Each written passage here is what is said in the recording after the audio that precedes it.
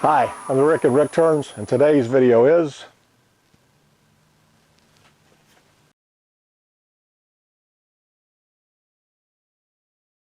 Woodturners, it's the Christmas season, and it's time for the first RickTurns Christmas album, A Very RickTurns Christmas. Presented by the RickTurns happy employees, this Christmas album has something for everyone and nothing for anyone. All of your Christmas favorites are here. Winter Wonderland by the RickTurns Chorale. Lazy things the wife is missing, didn't ask for her permission. I'm wearing her clothes, her silk pantyhose, walking around in women's underwear. In the store there's a toilet door, said gentlemen. God Rest Ye Merry Gentlemen by by the RickTurns Holiday Singers. 2 steps and realized I'd taken for a ride. I heard high voices turned and found the place was occupied by 2 nuns, 3 old ladies, and a nurse. Chestnuts roasting on an open fire by the RickTurns Choir. From their toes, Yuletide squirrels fresh filleted by the choir. It's the most wonderful time of the year by the RickTurns Family Chorus. With that pumpkin pie filling and everyone swilling down eggnog and beer. It's the most fattening time of the year. It came up on a midnight clear by the RickTurns Singing Society. A sorrowful sight to behold. He lay upon the highway's edge. His body was stiff and cold. Rockin' Around the Christmas Tree by the RickTurns Carolers. Christmas tree at the grocery parking lot. Everything over 4'3" is about $100 a Deck the Halls by the RickTurns Happy Vocalist. This Christmas season, fa la la la la la la.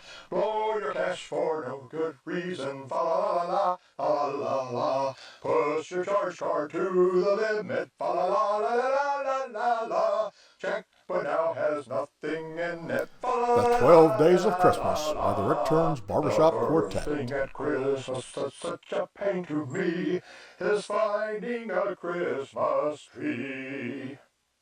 The second thing at Christmas that's such a pain to me, rigging up the lights and finding a Christmas tree.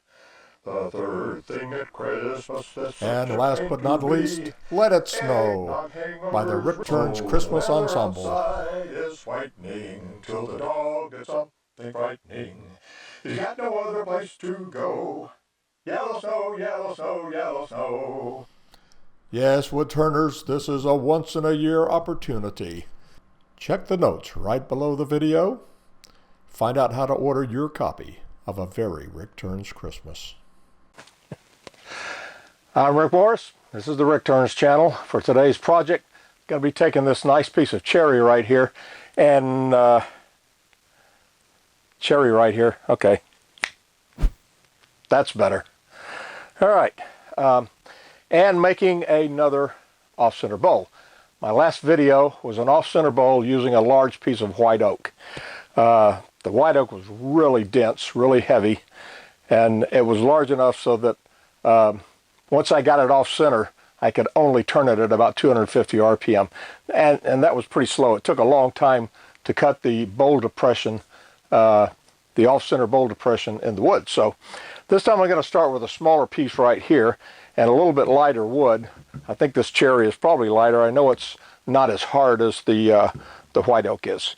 So once I've got it round, I'm going to turn an off-center depression at it like this, which will leave a lot of space up here, very little space down here for the rim. Then I'm going to take that and I'm going to gild it with silver foil. Silver bowls, silver bowls. It's Christmas time in the workshop. Yeah, silver bowls. Okay, never mind. And as a final embellishment to it, I've got a 1-inch diameter rod of aluminum coming to me, and I'm going to turn a small aluminum Christmas tree and mount it somewhere on the rim. Just one this time, not 14 like my last off-center Christmas bowl. and that will complete the project. So we'll have a silver Christmas tree sitting on a silver field, and then the cherry color all around. I need to get this on the bandsaw. I'm going to saw out a circle like I always do. Then I'm going to drill a hole in the center to mount it on a woodworm screw. And then I'm going to take it over to the lathe and mount it on my chuck. And that's a lot of work. It's easier to do this. Love it when that works. So I'm mounted on a screw chuck. I'm mounted on a woodworm screw on my one-way 100mm Jaws chuck. The first thing I'm going to do, shape the outside, and then I'll be turning a tenon down here. And then after that, with the outside shaped and the tenon on the bottom, I'll be taking it off of the woodworm screw, and I'll be putting a smaller chuck onto the tenon, and then I'll be mounting the chuck onto here. This is the off-center attachment. This is Ron Brown's off-center jig or chuck or whatever, where the centerosity is changed right along here. So, first thing, make it look a little bit like a bowl on the outside. That's about 900 RPM. And I've got to start with my 5/8 inch bowl gouge.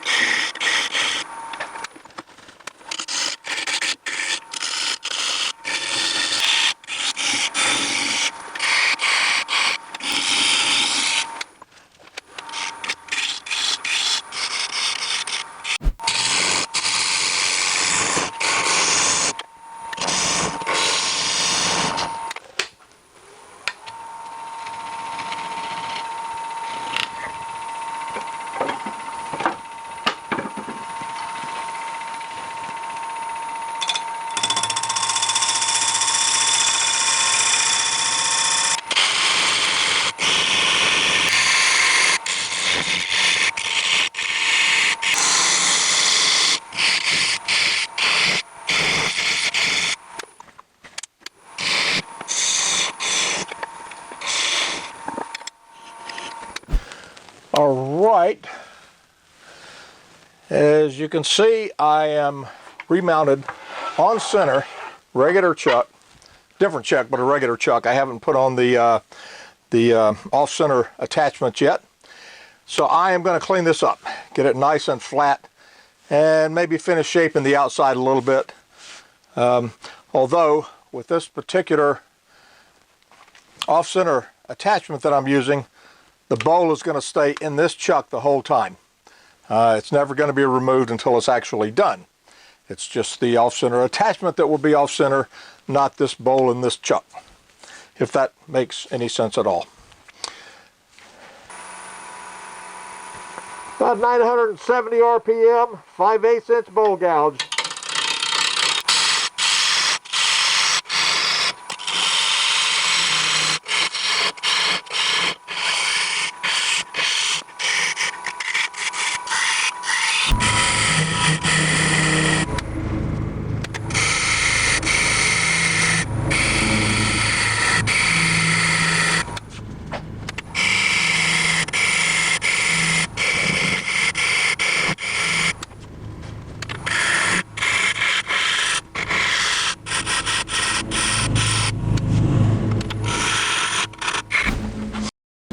Alright, this is the surface that I wanted. It's got a nice curve like this. And now it's time to start the off-centerosity turning.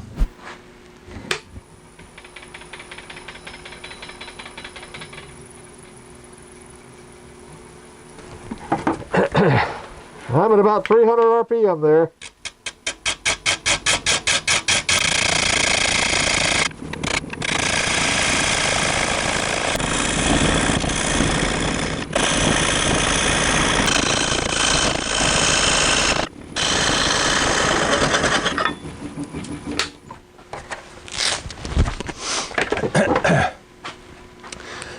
Well, at 300 RPM, this is going to take a little while. So I'm going to shut off the cameras. Be back later. All right, I'm making good progress here. It's been slow, but steady. And I'm just about at the right depth. As you can see, I managed to booger up the edge here, but I can fix that later. And I need to do a little more turning in here to smooth it down, but it's looking pretty good overall. And I'm going back to a bowl gouge for these final cuts. The scrapers went a little faster, but they did leave some toward grain, so back to the bowl gouge.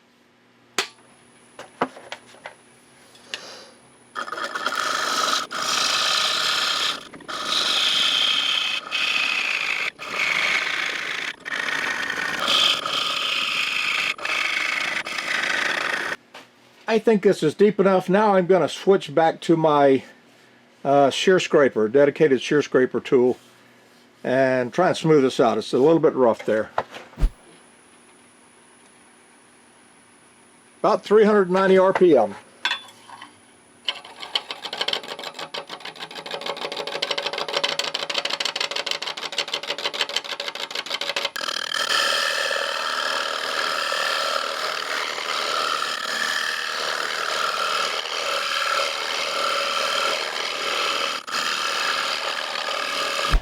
Alright, I sanded the interior here, and as you can see, I've mounted it back on the regular on-center chuck, on-center to the lathe. I took the off-center attachment off, of course. So, now, I need to do a couple of things. See, I managed to screw that up right there. I need to smooth that out, and then I got to sand the whole thing. I will have to remove the tenon from the bottom of the bowl, but then I'll be ready to go on to the next step. That's right around 1,000.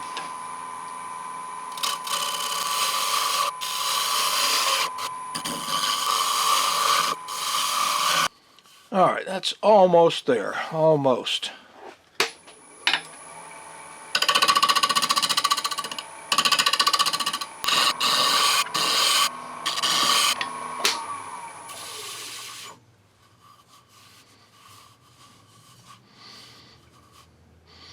All right, that's good.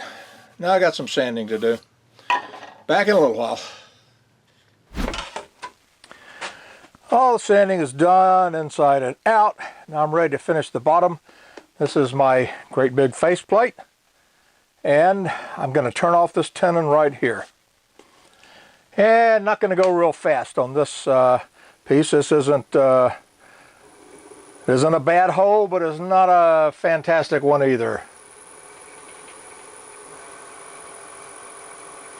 All right, I'm almost at 700 there, and I'm going to start off with my 5/8 inch bowl gouge and just fairly gently turn this away. I don't want to put any sideways pressure on it. If I put the axial pressure on, it pushes it towards the faceplate, and it's okay.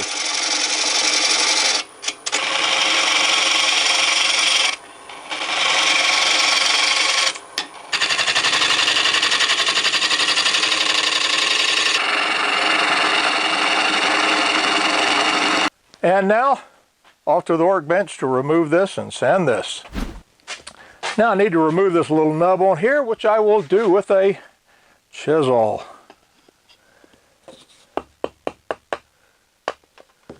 And that does come off easily. There's still a little raised spot on there, but I'm not really going to try and take that down with a chisel. I'm going to finish it up with sandpaper. And I got a good bit of material to remove right there, so I'm going to start with 120 grit. Bottom's all sanded. Now I'm going to take my stamp here. Had it made online. I don't remember the the website. It was some years ago. But I'm just going to stamp my mark on the bottom here. So the bowl is looking really good. I haven't put any finish on it, as you can probably tell. It's looking really great. Yes, now what I'm going to do, I think I'm going to turn the aluminum Christmas tree next, and it's going to get mounted like right along here somewhere. Just one this time. And then, or before I mount the aluminum tree, I'm going to put silver gilding all along there. Actually, this looks so nice, I may not put the silver gilding on it. I may just put the tree on there. I'll decide that a little bit later. Ready to start on the aluminum Christmas tree. I've got a rod of aluminum here. It's 1.25 inches in diameter, 12 inches long. Let's see, I don't want a Christmas tree too big. 2 inches, yeah, 2 inches is probably okay. So I'm going to cut off about 2.5 inches of this. I'll have to turn it between centers, I think, like this, just to get that tenon on there, on that little 2.5 inch piece. Then I'll chuck it up. All right, I got a 2.5 piece of aluminum there. And I'm going to start with my parting tool. And I just need to cut this down a little bit, maybe a 1/4 inch or so in diameter to get it into my smallest chuck. If you're turning aluminum at home, be sure and take adequate protection against dust, particularly if you're sanding it. I don't know if I'm going to have to sand this or not, but aluminum dust is toxic. All right, I'm at about 2,000 RPM.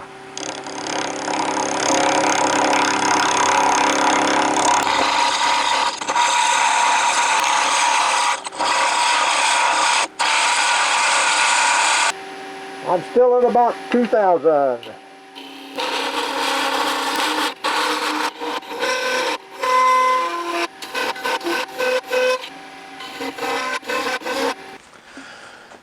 I've been switching back and forth between tools, trying to find out what cuts the best. Carbide definitely cuts the fastest.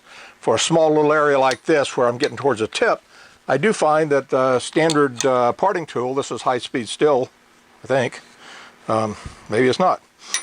I sharpen it fairly frequently, and it's doing a pretty good job of coming right down there, getting it down to a point, or getting it down to a very small diameter.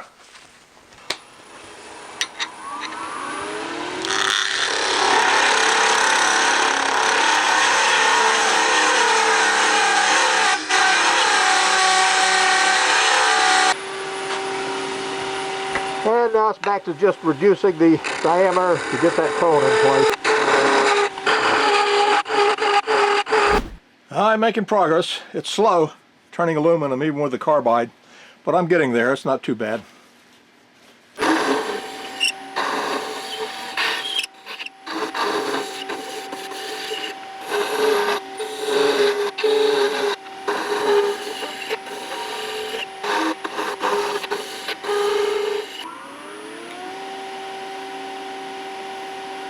Actually, I'm going to start with a point on a skew.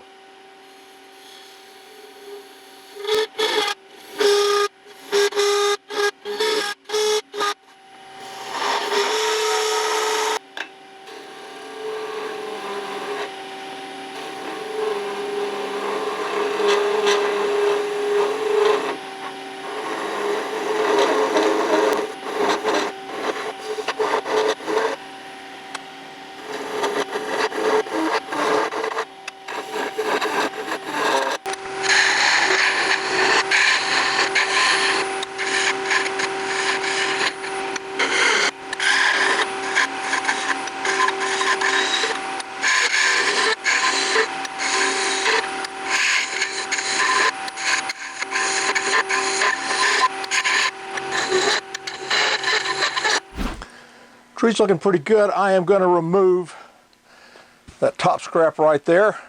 It'll only be held in by the bottom. That's okay.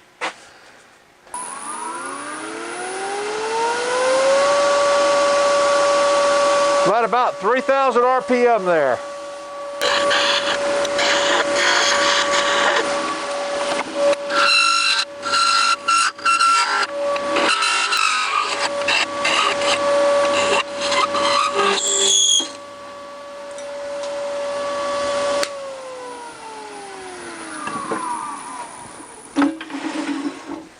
Okay. Need to kind of round that over. I don't want to make that pointed. There's children in the house, and if it comes to a sharp tip, somebody could get hurt. All right, so I'm just going to round it over a little bit, clean this up.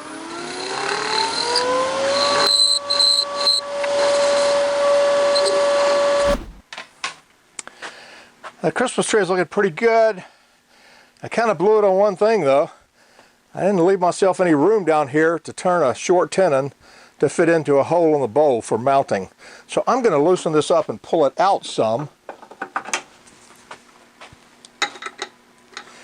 And tighten it down again. Like right about there.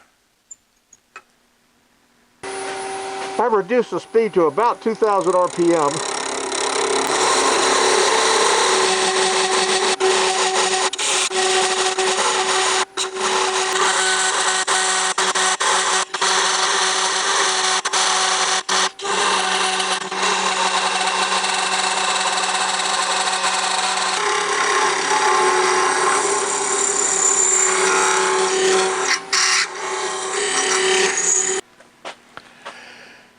So this is good. I've got enough room there to part it off at the bottom with a small 3/8 inch spigot, which will go into a 3/8 inch hole on the surface of my bowl.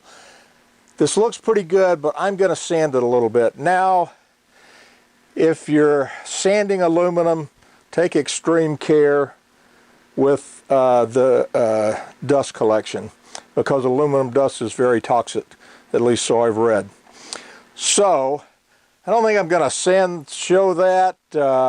I'm going to be wearing 2 sanding masks and have my dust collector going full blast, and also my air purifier going full blast, so it's going to be really noisy. I'll be back in a few minutes. Done the sanding, put a little friction polish on here. This didn't really help all that much, but I wanted to protect the aluminum from oxidation. I guess it worked. And then I put a little wax on top of that. Now, last step on the lathe is to part this thing off.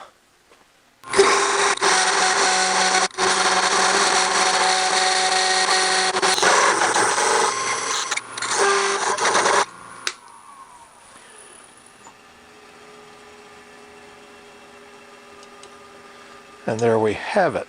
Okay, looks pretty good. And I have mounted my Christmas tree onto that little hole I put in the bowl. Some epoxy. And it looks pretty good. So overall, I'm fairly pleased with this project. The wood turned out looking great. It is cherry, which usually looks great. And as I mentioned before, I decided not to put the silver gilding on there. Because the wood has so many features in it right here that look really nice. I didn't want to cover it up. The little aluminum Christmas tree, as you can see, aluminum is not impossible to turn on your lathe. I use carbide tools mostly, but I also used my high-speed steel skew and my couple of different parting tools to work on it. And they all cut really well. The high-speed steel, of course, has to be sharpened frequently. The carbide, I think I might have rotated one blade once, but it had been in use for a while. So overall, looks pretty good. And now, I gotta decide who gets it for Christmas. See you next video.